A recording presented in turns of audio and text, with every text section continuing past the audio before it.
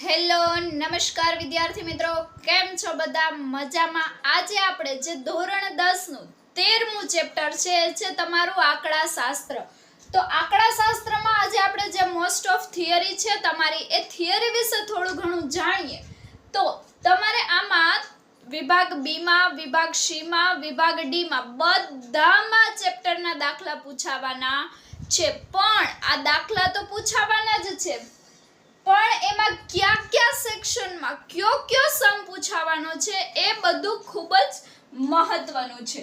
તો એના વિશે આપણે થોડી ઘણી માહિતી લઈએ. તો પહેલા તો તમને મધ્યક પૂછવામાં આવશે, મધ્યસ્થ પૂછવામાં આવશે અને પછીનું છે બહુલક. આ ત્રણ વસ્તુ વિદ્યાર્થી મિત્રો તમે કરી લેશો તો તમારે આ ચેપ્ટરના પૂરેપૂરા માર્ક મળી જવાના છે. અને હા, આ ચેપ્ટરને સ્કીપ ન કરતા. શું કામ? તો કે આ ચેપ્ટર છે તે ધ મોસ્ટ આઈએમપી ચેપ્ટર છે અને સૌથી ઝાઝા માર્ક આપનારું ચેપ્ટર છે. તો હવે તો આને સ્કીપ કરાય નહીં. પણ એ પહેલા આપણે વિડીયો ચાલુ કરીએ એ પહેલા તમે જો ચેનલમાં નવા છો તો મારી આ ચેનલને લાઈક કરવાનું, શેર કરવાનું અને સબસ્ક્રાઇબ કરવાનું ભૂલશો નહીં. હવે આપણે જે માહિતી છે એ મેળવતા જઈએ. તો પહેલા નંબરનું છે મધ્યક. તો મધ્યકમાં તમારે સીધી રીતે કીધું હોય અથવા સાદી રીતે મધ્યક શોધવાનું કીધું હોય તમને, ત્યારે તમારે આ સૂત્રનો ઉપયોગ કરીને શોધવાનું છે. પણ આ સૂત્રનો ઉપયોગ કઈ રીતે અને ક્યાં કરવો તો એ ખૂબ જ મહત્વનું છે. તો એ આપણે જોઈએ તો વર્ગ નાનો હોય, વર્ગ લંબાઈ અલગ અલગ હોય અથવા વર્ગ જ ના હોય ત્યારે આ સૂત્રનો ઉપયોગ કરવાનો છે.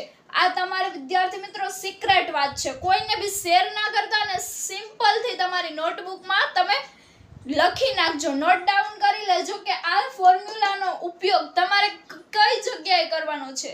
એ આવડી જશે તો ઓટોમેટિક તમને સૂત્ર મૂકીને દાખલો ગણતા આવડી જશે. ઘણા વિદ્યાર્થીઓનો એ જ પ્રોબ્લેમ હોય છે, મેડમ સૂત્ર આવડે છે, દાખલાની રીત આવડે છે, પણ કયું સૂત્ર ક્યાં મૂકવું એ જ ખબર નથી પડતી. તો એ વિદ્યાર્થીઓ માટે આ ખૂબ જ અગત્યની વાત છે.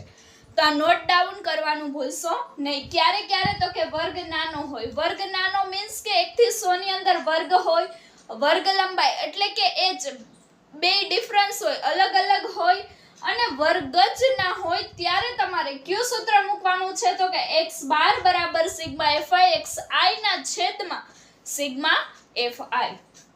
હવે આ સિગ્મા એટલે શું? પહેલા તો x બાર એટલે મધ્યક, મધ્યકને x બાર કહેવામાં આવે છે. વિદ્યાર્થી મિત્રો ખાસ યાદ રાખજો. હવે સિગ્મા એટલે સરવાળો, fi એટલે આવૃત્તિ અને xi શોધવા માટે અધઃસીમા પ્લસ ઉર્ધ્વસીમા ભાગ્યા 2 એટલે તમને xi મળી જશે. હવે બીજું સૂત્ર છે એ છે ધારેલ મધ્યકની રીત. આપણે ધારો કે જેવા શબ્દનો ઉપયોગ કરીએ છીએ ત્યારે આ સૂત્રનો ઉપયોગ થશે. તો ક્યુ તો કે ધારેલ મધ્યકની રીતે હોય ત્યારે x બાર બરાબર a plus sigma fid i ના છેદમાં સિગ્મા fi. હવે આ સૂત્રનો ઉપયોગ ક્યાં કરવો? મેડમ પહેલું તો યાદ રહી ગયું, હવે બીજું કહી દો. તો હાલો બીજું કહી દઉં છું. વર્ગ નાનો હોય, વર્ગ લંબાઈ અલગ હોય ત્યારે સમજાણું, વર્ગ લંબાઈ અલગ હોય ત્યારે. હવે પદ વિચલનની રીત એટલે x બાર બરાબર a plus sigma fi ui ના છેદમાં સિગ્મા fi ગુણ્યા h. હવે આ ફોર્મ્યુલાનો ઉપયોગ ક્યાં કરવો તો કે વર્ગ મોટો હોય, 100 થી ઉપરનો વર્ગ તમને જ્યારે આપવામાં આવે છે ત્યારે તમારે આ સૂત્રનો ઉપયોગ કરવાનો છે. બસ મધ્યકમાં 3 જ રીત આવે છે અને આ 3 જ રીતે મધ્યક શોધવાનો હોય છે. તો હવે તમારે બીજા નંબરનું આવે છે સ્વાધ્યાય 13.1. તો આ 3 જ સૂત્ર ઉપર તમારું ડિપેન્ડ કરે છે. આ 3 સૂત્ર આવડી ગયા એટલે 13.1 આવડી ગયું. 13.1 માં આની બહારનું એક પણ સૂત્ર આવતું નથી. હવે 13.2 માટે બે સૂત્ર છે એ છે બહુલકના. બે સૂત્ર બહુલકના જ છે કે z બરાબર 3m 2x બાર એટલે 3m 2x બાર. x બાર એટલે મધ્યક,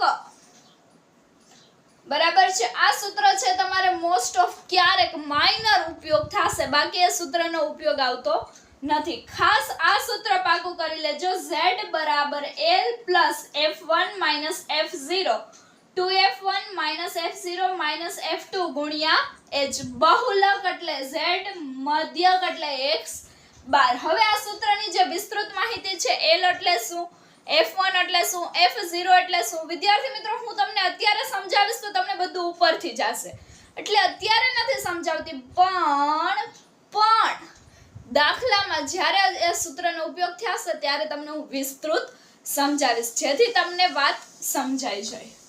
હવે બહુલક શીખી ગયા આપણે, મધ્યક શીખી ગયા આપણે, તો હવે શું બાકી રહ્યું તો કે મધ્યસ્થ. સ્વાધ્યાય 13.3. તો હવે સ્વાધ્યાય 13.3 આપણે જોઈએ. એમાં તમારે બે સૂત્રનો ઉપયોગ થશે અને બે સૂત્ર કમ્પલસરી છે. આમાં તો એક સ્કીપ માઇનર રીતે ક્યાંક ઉપયોગ થાય છે, પણ આ સૂત્ર આના ઉપર ડિપેન્ડ છે.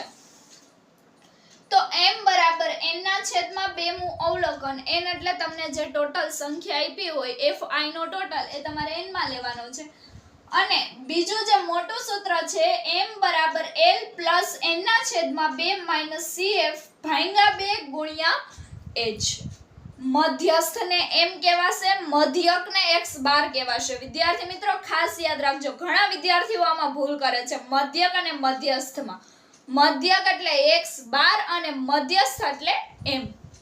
તો હવે l એટલે શું થશે, તમારી અધસીમા જે આગળનો વર્ગ છે તે. તો આપણે એક્ઝામ્પલ લઈએ તો તમને કીધું હોય અહીંથી 20 થી 40, તો આ જે છે ઈ તમારી અધસીમા થઈ. શું થયું, અધસીમા. અને આ જે તમારું છે એને ઉધસીમા કહેવામાં આવે છે. તો આ જે 20 છે એને l કહેવાય છે. સમજાણું. હવે અધસીમા કોને કહેવાય. પછી cf એટલે સંચય આવૃત્તિની આગળની સંખ્યા. આપણે સંચય આવૃત્તિ શોધીશું ત્યારે હું તમને શીખડાવીશ. f એટલે મધ્યસ્થ વર્ગની આવૃત્તિ, જે તમારો મધ્યસ્થ વર્ગ, આને વર્ગ કહેવામાં આવે છે. આખો હોય છે ને, આવી રીતે તમને આપ્યું હોય 20 થી 40, 40 થી 60, 60 થી 80, એમાં જે આપણે મધ્યસ્થ વર્ગ મળ્યો હોય એ મધ્યસ્થ વર્ગની સામેની જે આવૃત્તિ હોય એને શું કહેવાય છે, f. અને h એટલે વર્ગ લંબાઈ. હવે h કઈ રીતે મેળવવું તો કે 40 માઇનસ 20 ઉધ્વસીમા માઇનસ અધસીમા કરશો તમે એટલે તમને વર્ગ લંબાઈ મળી જશે. તો 40 માંથી 20 જાય તો કેટલા વધશે તો કે 20. તો 20 છે આપણી શું થઈ તો કે વર્ગ લંબાઈ. સમજાઈ ગયું વિદ્યાર્થી મિત્રો. આ ત્રણે ત્રણ જે સૂત્ર છે, આ ત્રણે ત્રણ સૂત્રની બહારનો એક પણ દાખલો તમને આ ચેપ્ટરમાં પૂછાવાનો છે નહીં. તો આને એક પણ સૂત્રને સ્કીપ કરતા નહીં. અને મને આઈ હોપ કે તમને આ વિડિયો છે તે સમજાઈ ગયો હશે, થિયરીમાં મજા આવી હશે. જો મજા આવી હોય તો લાઈક, શેર અને સબસ્ક્રાઇબ કરવાનું ભૂલશો નહીં.